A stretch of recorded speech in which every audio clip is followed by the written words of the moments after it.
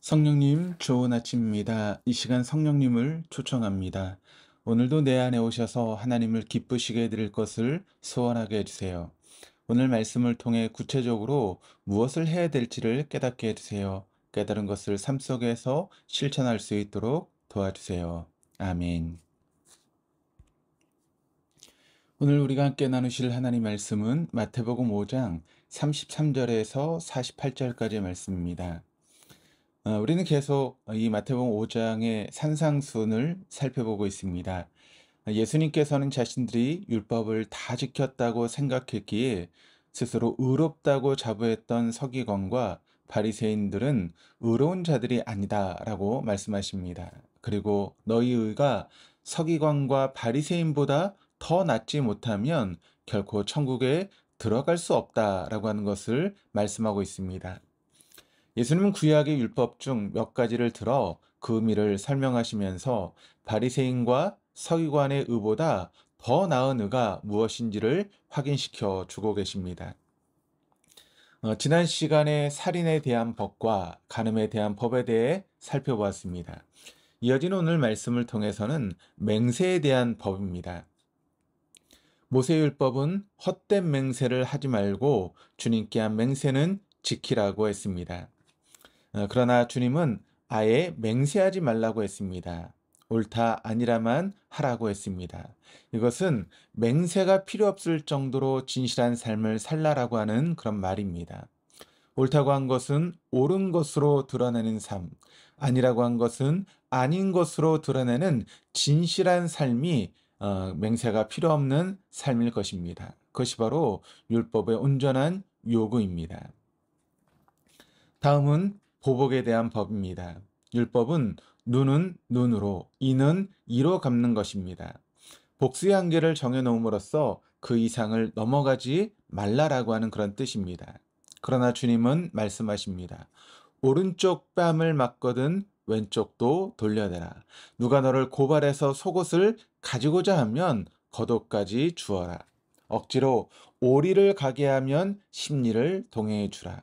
당한 것만큼 복수하고 그 이상은 넘어가지 말라라고 하는 것이 아니라 아예 복수하지 말라고 하십니다. 복수를 하지 말라는 정도가 아니라 오히려 더해주라 하십니다. 이것이 율법의 원래적인 정신이요 기준입니다. 하나님의 온전하신 같이 너희도 온전하라는 것입니다.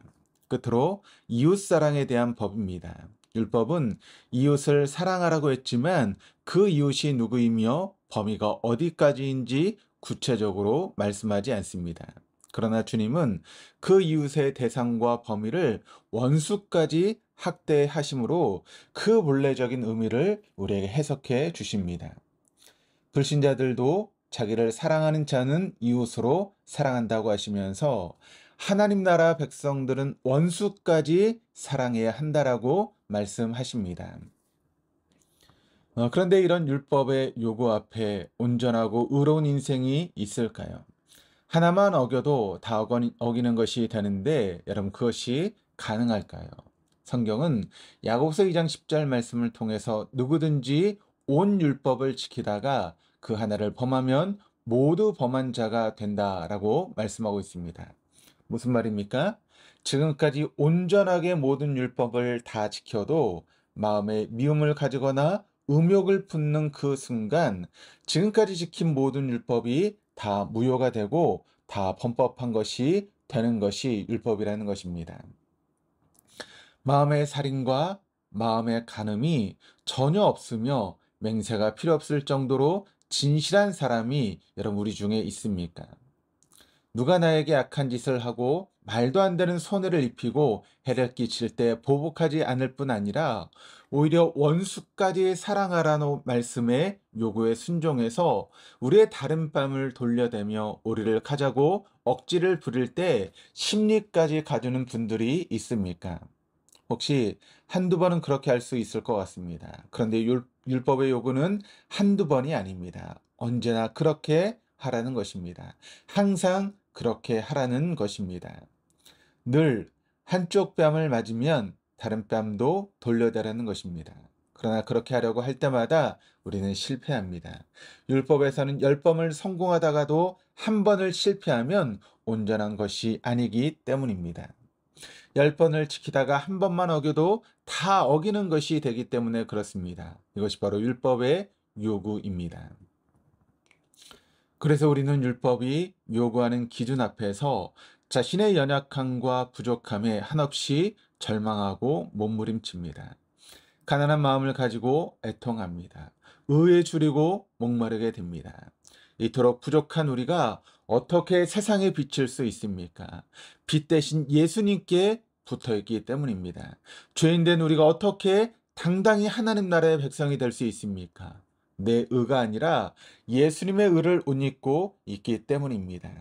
우리가 예수님께 붙어 있지 않고는 바리새인들이나 서기관들처럼 폼나는 종교 생활을 할 뿐 그저 죽은 자에 불과합니다.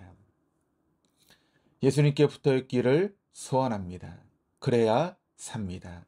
이 율법의 완전한 의를 이루신 주님을 바라볼 때 주님은 얼마나 큰 소망인지요. 당신을 믿고 따르는 모든 이에게 당신의 온전한 의를 덧입혀 주시겠다라고 하신 주님의 약속은 얼마나 복된 약속인지요. 우리 힘으로는 온전해질 수 없습니다. 하지만 예수 그리스도의 의를 옷 입게 되면 우리 안에 계신 성령께서 끊임없이 연약한 우리 인생을 세우시고 간섭하시고 인도하시기 때문입니다. 로마서 8장 3절 4절 말씀. 율법이 육신으로 말미암아 연약하여 할 수 없는 그것을 하나님은 하시나니 곧 죄로 말미암아 자기 아들을 죄 있는 육신의 모양으로 보내어 육신의 죄를 정하사 육신을 따르지 않고 그 영을 따라 행하는 우리에게 율법의 요구가 이루어지게 하려 하심이니라. 이것이 예수 그리스도를 믿는 하나님의 백성의 거룩한 복이요 믿음의 삶입니다. 이것으로 인해 우리는 천국 문 앞에 감히 설 수 있습니다. 자주 실패하고 자주 넘어지겠지만 날마다 살든지 죽든지 주님을 의지하면서 그의 힘입어 구체적으로 하나님 말씀에 순종하는 은혜의 삶을 살아갈 수 있기를 주님의 이름으로 축원합니다. 기도하시겠습니다. 좋으신 하나님, 은혜와 사랑에 감사드립니다. 오늘 아침에도 말씀 주시니 감사합니다. 말씀을 우리의 삶 속에 이루어가는 삶의 온전함이 우리의 생활이 되도록 도와주옵소서. 바리새인처럼 종교 생활하는 교인이 아니라 예수님 안에 항상 머물고 말씀의 삶으로 나타나는 그리스도로 옷 입는 인생이 되기를 원하오니 인도하여 주옵소서. 우리가 예수 그리스도의 보혈로 천국 백성이 되었으니 주와 함께하고 주님 닮아가는 온전하고 거룩한 삶이 되어 주님 보시기에 참으로 복된 인생 되어줄 수 있도록 인도하여 주옵소서.